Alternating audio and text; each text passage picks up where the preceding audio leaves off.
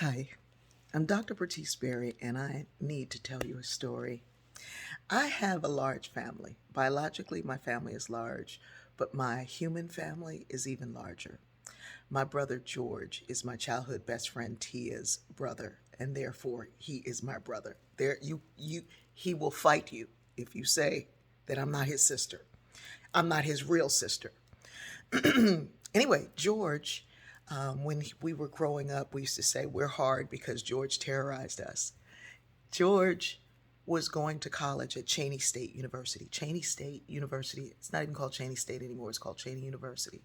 Started out as Cheney, the minor school for colored children in 1837 from the funds from a Quaker, a man who was a Quaker, helped establish the first historically black college in the United States or anywhere.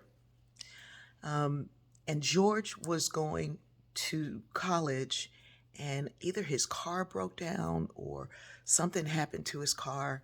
And so he said to his father, Pop, he said, Dad, my car broke down, and how am I going to get to college? Now, Cheney is in Chester. We were in Wilmington, Delaware. It's about anywhere from 10 to 20 miles, depending on where you're going. And Pop-Up's famous words were, walking ain't crowded. And so for a year, George walked every day to his campus until he walked back and did his job and raised enough money to get a piece of another car.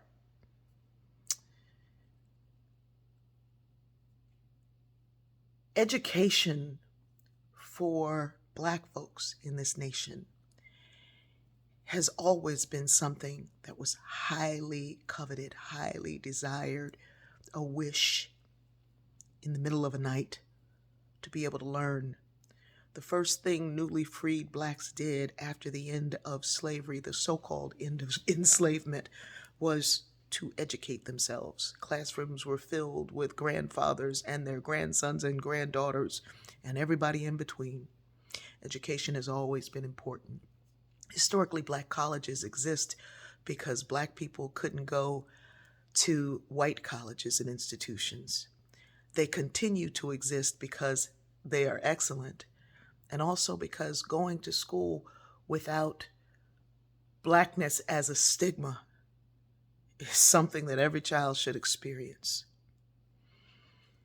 HBCUs have been led by incredibly brilliant folks and taught by Blacks and Jews and women who couldn't get work on other campuses. Brilliant people who had to find their way to the United States would find themselves and their brilliance at an HBCU. The greatest minds in this land have been cultivated at historically Black colleges, and they still are today.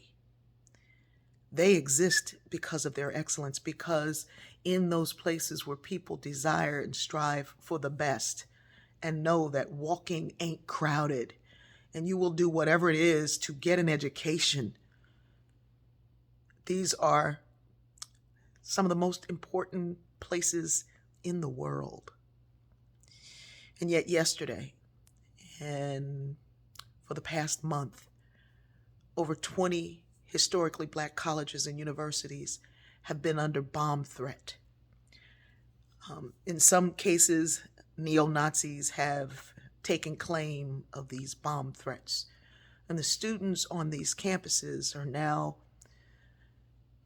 wondering and worrying about how they will make it, what they will do. But I'm here to tell you today that I know and they know that walking ain't crowded, and that there is nothing that anybody can do to stop a willing mind from striving for excellence. So here we are in the beginning of Black History Month, and yesterday, the very first day of Black History Month, under threat. Not because we're not trying to be the best Americans that we can be, but because we are. But we know that walking ain't crowded, and that there is nothing that anybody can do to stop us from reading from learning, from writing, from creating Black history. I love you. I love Pop-Up, who taught those lessons. I love my brother George, who endured that lesson. And I love you for listening to these lessons. I love you.